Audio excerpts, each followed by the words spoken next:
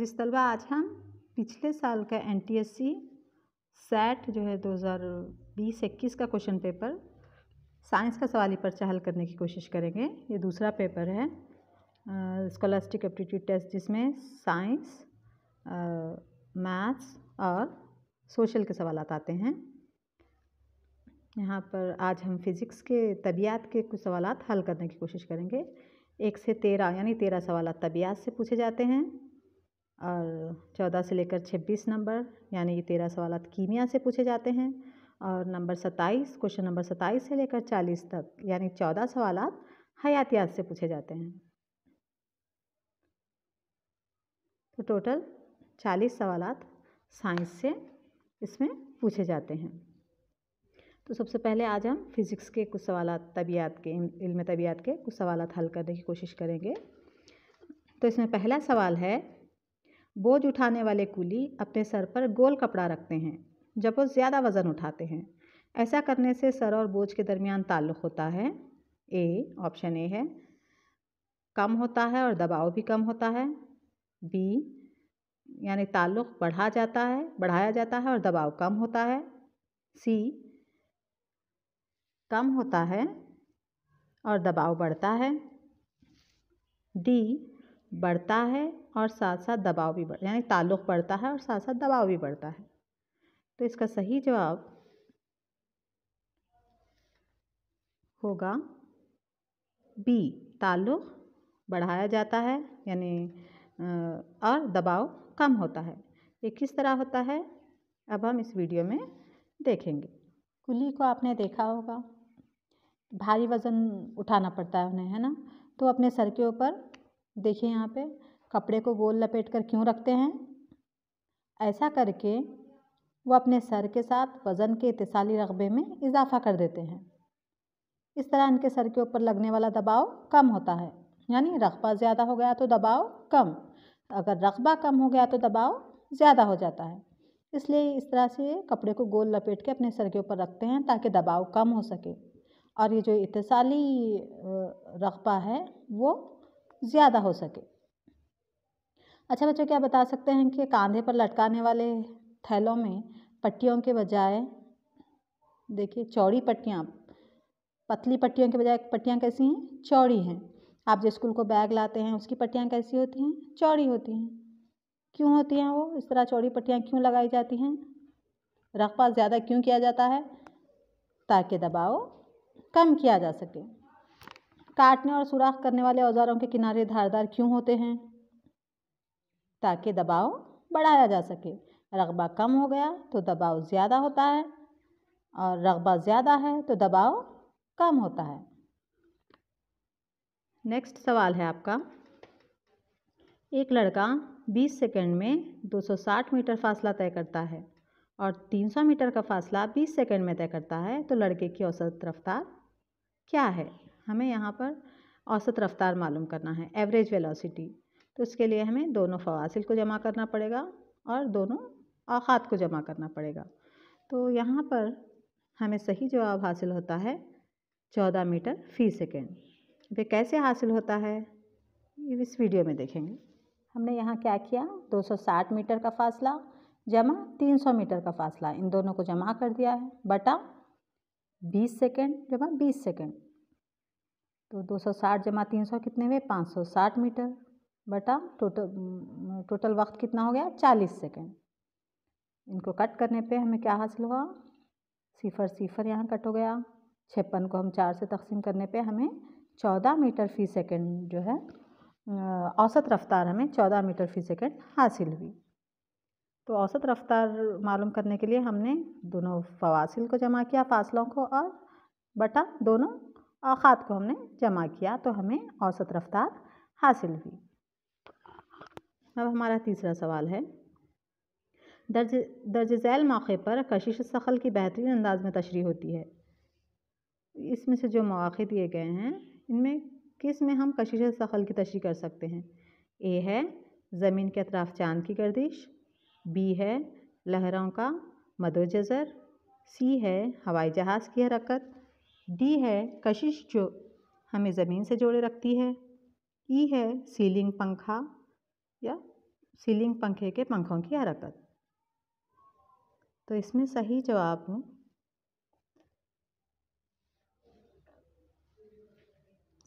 होगा ज़मीन के अतराफ चांद की गर्दिश।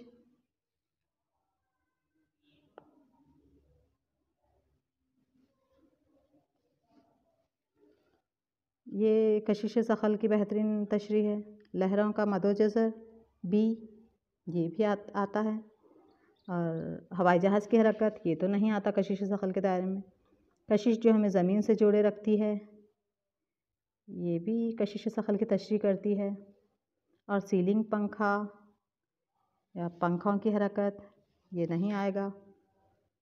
तो यहाँ पर कौन कौन से आएंगे? ज़मीन की तरफ चांद की हरकत, ए, बी और डी आएगा। यहाँ पर ए, बी और डी यहाँ पे है, देखिए चौथा ऑप्शन डी। डी क्या है? ये सही जवाब है। ज़मीन के अतराफ चांद की गर्दिश कशिश सखल की वजह से, लहरों का मदोजज़र कशिश सखल की वजह से, हवाई जहाज़ की हरकत तो इसमें नहीं आएगा। कशिश जो हमें ज़मीन से जोड़े रखती है, ये भी। सीलिंग पंखे की हरकत, ये भी नहीं आएगा। तो ये कौन कौन से आएंगे? ए, बी और डी। तो हमारा सही जवाब है डी, ए, बी, डी। आइए अगले सवाल की जानिब आते हैं। यहाँ पर मखर आईना बोलकर दिया है, जो बिल्कुल असल में ये मुहद्दिब अदसा है। ये क्या है? ये मुहद्दिब अदसा है, मखर आईना नहीं है, मुहद्दिब अदसा है। यहाँ पे दिया है, देखिए the image formation in a convex lens is shown in the following figure. तो यहाँ पे मुहद्दिब अदसा आना चाहिए था, तो गलती से वो मुहद्दिब मखर आईना हो गया है। तो यहाँ शक्ल में ए बी एक शय है और ए डैश बी डैश ये शय है ए बी, और ये इसकी शबी हासिल हो रही है। ए डैश बी डैश क्या है? उसकी शबी है, इमेज है। ऐनक की यहाँ इसकी जो है लेंस की हमें फोकल लंबाई पता करनी है। तो ओ और बी के दरमियान का फासला क्या दिया है? ये ओ और सी के दरमियान का फासला, सी यानी सेंटर ऑफ कर्वेचर, ये दिया है 20 सेंटीमीटर। तो हमेशा फोकस ये जो एफ यहाँ पे दिया है ना, ये फोकस है। हमेशा शुआएं जहाँ आकर मरकूज़ होती हैं या जहाँ से निकलती हुई दिखाई देती हैं, उसको हम फोकस कहते हैं। मुहद्दिब अदसे में शुआएं जहाँ आकर मिलती हैं या मखर अदसे में जहाँ से वो निकलती हुई महसूस होती हैं, उस पॉइंट को हम फोकस कहते हैं। और फोकस हमेशा सी का आधा होता है। ये जो सी है ना, सेंटर ऑफ कर्वेचर, इसके हमेशा ये आधा होता है। तो सी कितना दिया है यहाँ पे? ये सेंटर ऑफ कर्वेचर क्यों कहते हैं? अगर इसको दायरा बना दें तो ये उसका सेंटर होता है, इसलिए इसको हम सेंटर ऑफ कर्वेचर कहते हैं। हमेशा ये एफ का दुगना होता है, सेंटर ऑफ कर्वेचर, मरकज़ इन्हिना हमेशा ये दुगना होता है। तो यहाँ 20 सेंटीमीटर का आधा कितना होगा? 10 सेंटीमीटर। तो यहाँ पर ऑप्शन 40 सेंटीमीटर दिया है, बी 10 सेंटीमीटर दिया है, सी 20 सेंटीमीटर, डी 5 सेंटीमीटर। तो सही जवाब क्या होगा यहाँ पे बच्चों? हाँ बिल्कुल, आपने सही पहचाना। सही जवाब होगा 10 सेंटीमीटर, क्योंकि एफ सी का आधा होता है। तो ये 20 सेंटीमीटर है, तो उसका आधा कितना हो गया? 10 सेंटीमीटर हो गया। आइए अगले सवाल की जानिब। इंसानी आँख में बनने वाली तस्वीर झैल के डायग्राम में दी गई है।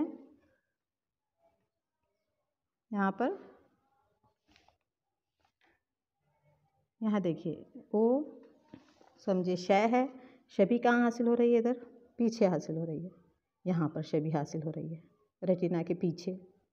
आई यानी तस्वीर, वो ऑब्जेक्ट। इस तरह की आँख की कमज़ोरी को दूर करने वाला आईना कौन सा है? ए सादा मखर आईना, क्या बी मखर आईना, क्या सी मुस्तवी आईना, या डी मुहद्दिब आईना? यहाँ पे भी गलती हो गई है, ट्रांसलेशन की गलतियाँ हैं। यहाँ आप अंग्रेज़ी में देखें, यहाँ आईना दिया है, यहाँ पे अदसा आना चाहिए था, सादे मखर अदसे या मखर अदसा, मुस्तवी अदसा, मुहद्दिब अदसा, कॉन्वेक्स लेंस। तो इसका सही जवाब होगा मुहद्दिब अदसा। अब यहाँ पे अदसे की बजाय गलती से दिया है आईना, तो यही जवाब मुहद्दिब अदसा बोलकर आएगा। तो इसका सही जवाब हम क्या डालना है यहाँ पर डी। अब एक कैसा मुहद्दिब अदसा आता है ये हम इस वीडियो के ज़रिए समझेंगे। अभी हमने जो सवाल में देखा वो मसला है हाइपरमेट्रोपिया या बईद नज़री। हाइपरमेट्रोपिया से मुतासरा शख्स फासले पर रखी अशिया को वाज़े तौर पे देख सकता है, लेकिन नज़दीक रखी अशिया को वाज़े तौर पे नहीं देख सकता। यानी ये दूर की चीज़ को देख सकता है, करीब की चीज़ को नहीं देख सकता।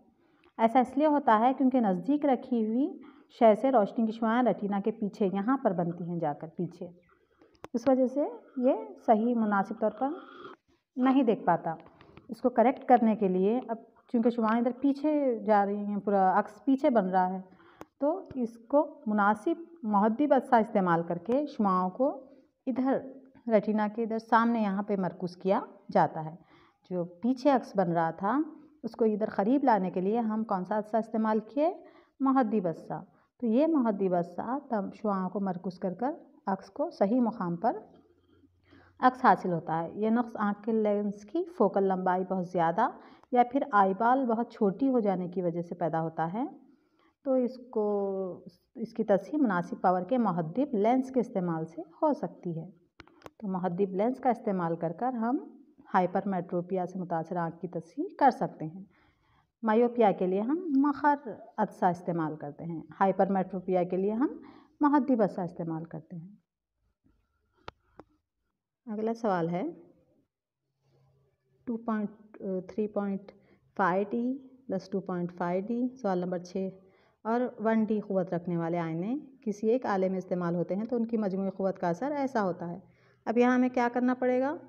इन तमाम को जमा करना पड़ेगा। 3.5D में 2.5D है ना, 3.5, 2.5 और 1D, इन सभी को जमा करने पे हमें क्या हासिल होता है?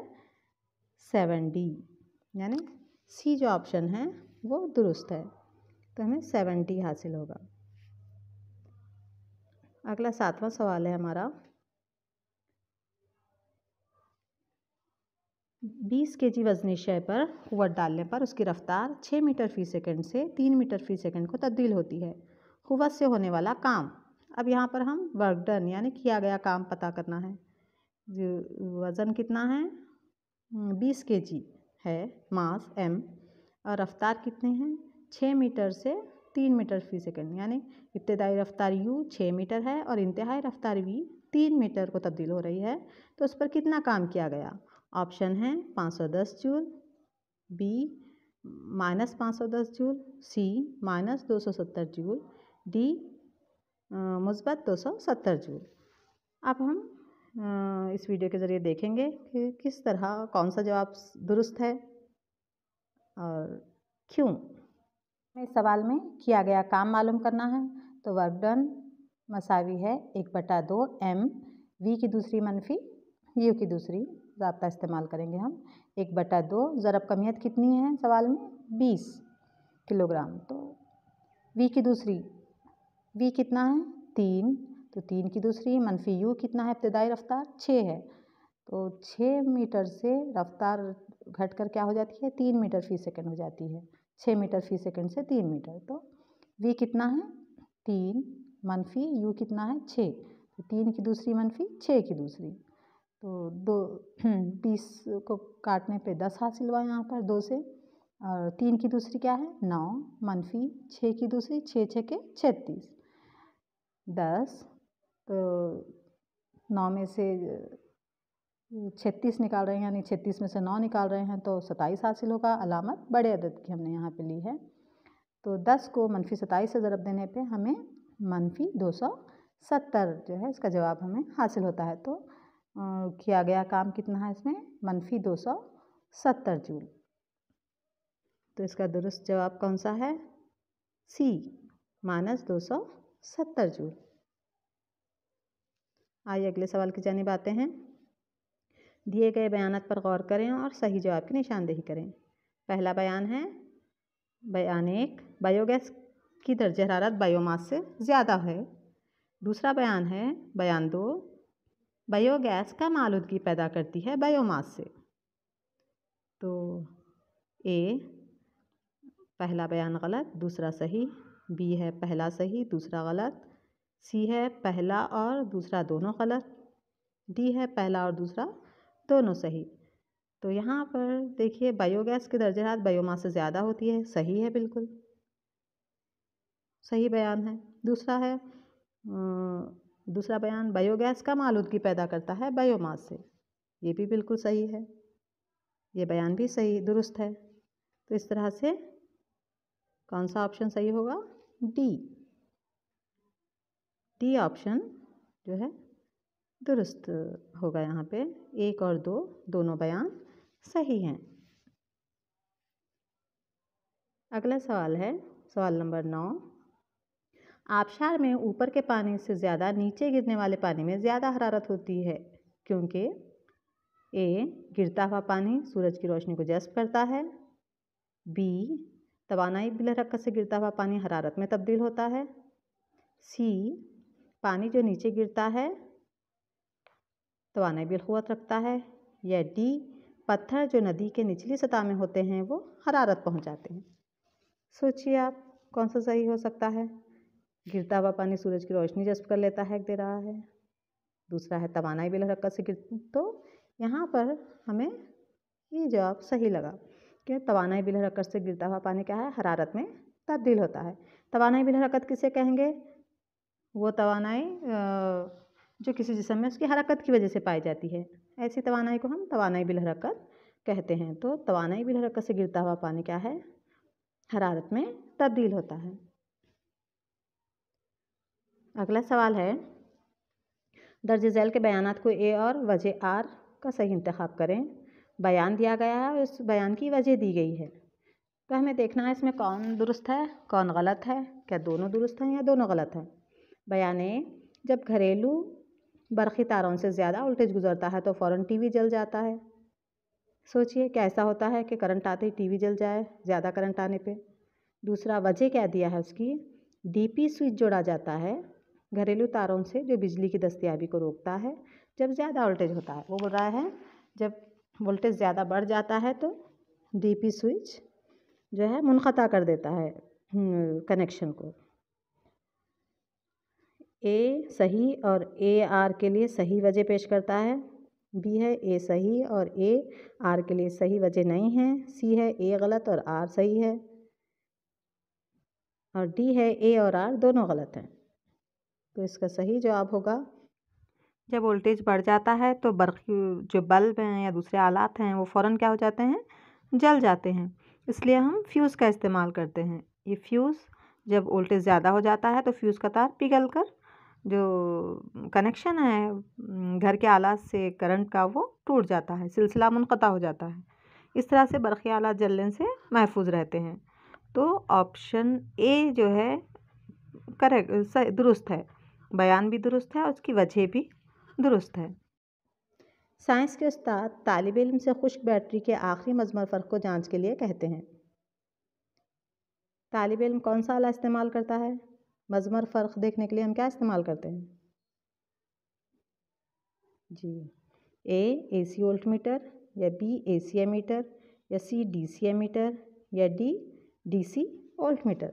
मज़मर फ़र्क नापने के लिए हम कौन सा आला इस्तेमाल करते हैं? वोल्टमीटर। तो यहाँ पर जो आला इस्तेमाल किया जाता है वो DC वोल्टमीटर होता है। मज़मर फ़र्क के लिए वोल्टमीटर इस्तेमाल होता है और करंट को नापने के लिए हम क्या इस्तेमाल करते हैं?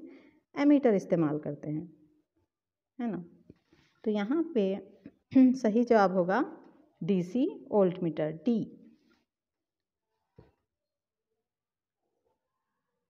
अगला सवाल है सवाल नंबर 12। झैल में जिस्म में सबसे ज़्यादा तहर्रुक रखता है, कौन ज़्यादा मोमेंटम रखता है?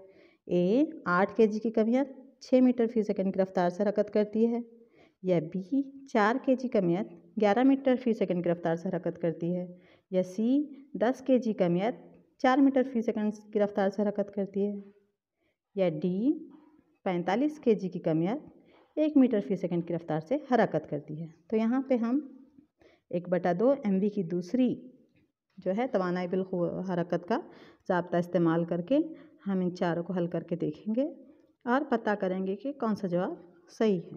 हमें यहाँ पता करना है कि इन चारों में सबसे ज़्यादा तहर्रुक किसका है। इसके लिए हम ज़ाब्ता इस्तेमाल करेंगे 1/2 mv की दूसरी। तो ए में क्या दिया है, ऑप्शन ए में 8 kg की कमियत 6 मीटर फी सेकंड की रफ्तार से हरकत कर रही है। तो 1/2 ज़रब कमियत कितनी है 8 kg ज़रब 6 मीटर फी सेकंड की रफ्तार, तो 6 की वी कितना है 6 की दूसरी, तो 1/2 ज़रब 8 ज़रब 6 6 के 36, तो काटने पे कितना हासिल हुआ 134 जूल्स। दूसरे ऑप्शन में, ऑप्शन बी में क्या दिया है 4 kg कमियत का जिस्म 11 मीटर फी सेकंड की रफ्तार से हरकत कर रहा है। तो कमियत कितनी है 4 ज़रब वी, रफ्तार क्या है 11, तो क्या वी की दूसरी यानी 11 की दूसरी, 1/2 ज़रब 4 ज़रब 11 को 11 से ज़रब देने पर 121 हासिल हुआ। तो कट करने पे हमें कितना हासिल हुआ 242 जूल्स। तो तीसरा ऑप्शन, इसमें कमियत 10 है और वेलोसिटी कितनी है, रफ्तार 4 है, 4 मीटर फी सेकंड, तो 1/2 ज़रब 10 ज़रब 4 की दूसरी, कीमतें डालने पर हमें 4 चौक 16 यहाँ पे लिख दिए। अब 10 को 5 से हम तकसीम कर रहे हैं, तो 5 हासिल हुआ, 5 ज़रब 16 तो 80 जूल्स। चौथा 1/2 ज़रब 45 kg कमियत का जिस्म, उसकी वेलोसिटी यानी रफ्तार है 1 मीटर फी सेकंड, तो 1 की दूसरी हो तो 1 ही हो जाएगा, तो 1/2 ज़रब 45 करने पे 22.5 जूल्स जो है कीमत हमें तहर्रुक हासिल हुआ। तो देखिए 134 जूल्स, 242 जूल्स, 80 जूल्स और 22.5 जूल्स। सबसे ज़्यादा तहर्रुक किसका है, ऑप्शन बी में 242 जूल्स। तो सही जवाब क्या होगा, ऑप्शन बी। अगला सवाल है, दुमदार सितारे को ज़मीन से देखने पर साकिन नज़र आता है क्योंकि ए हरकत नहीं करता, या बी ज़मीन के मदार की सिमत में पाया जाता है, या सी बहुत ही धीमी हरकत करता है जो हमारी आँखों को नज़र नहीं आती, या डी ज़मीन और दुमदार सितारे की निस्बती रफ्तार 0 है। तो दुमदार सितारे को ज़मीन से देखने पर हमें ये साकिन नज़र आता है। क्यों आता है, क्योंकि ये ज़मीन के मदार की सिमत में पाया जाता है। इसको समझने के लिए हम एक वीडियो देख लेते हैं। यहाँ देखिए कुतुब तारा कहाँ पर है, ज़मीन के गर्दिशी महवर के नज़दीक है यहाँ पर, इसलिए हमें साकिन नज़र आता है। जब ज़मीन घूमती है तब भी ये हमें हरकत करते हुए दिखाई नहीं देते। देखिए मिसाल एक देखेंगे, अब एक छतरी हमने ली है, उस पर हमने यहाँ पर बहुत सारे सितारे तारे लगाए हैं, और यहाँ पर ज़मीन का गर्दिशी महवर है, समझेंगे इसको हम फॉर एग्ज़ाम्पल। तो यहाँ पर एक तारा हमने लगाया है, जब ये छतरी घूमती है तो ये सभी हमें घूमते हुए दिखाई देंगे, लेकिन ये तारा घूमता हुआ नहीं दिखाई देता। ये कुतुब तारा भी इसी तरह उसके गर्दिशी महवर के पास है, तो इसलिए वो हमें साकिन नज़र आता है। यहाँ जो भी सितारा होगा वो हमें साकिन नज़र आएगा। तो इस तरह से बच्चों आज हमने इल्म तबियात के कुछ सवालात हल किए, 13 सवालात। अब आप इन्हें देख लीजिए, इसी किस्म के सवालात आपको पूछे जाएंगे, तो एक आइडिया आता है, आपको एक अंदाज़ा हो जाता है कि किस तरह के सवालात पूछे जाते हैं। इस तरह से आपको तैयारी करने के लिए आसानी भी होती है।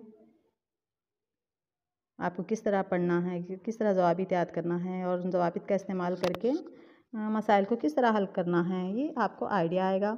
अब हाइपरमेट्रोपिया यहाँ पूछा है, तो अगली मर्तबा वो मायोपिया पूछ सकता है, यानी क़रीब नज़री जिसको कहते हैं, या प्रेसबायोपिया पूछ सकता है। तो इस तरह आप तैयारी कर सकते हैं। ये भी देख लीजिए अच्छे से, महदी बसर से बनने वाले तमाम शबीहात वग़ैरह के ताल्लुक़ से, इसमें से भी किसी भी किस्म का सवाल पूछा जा सकता है।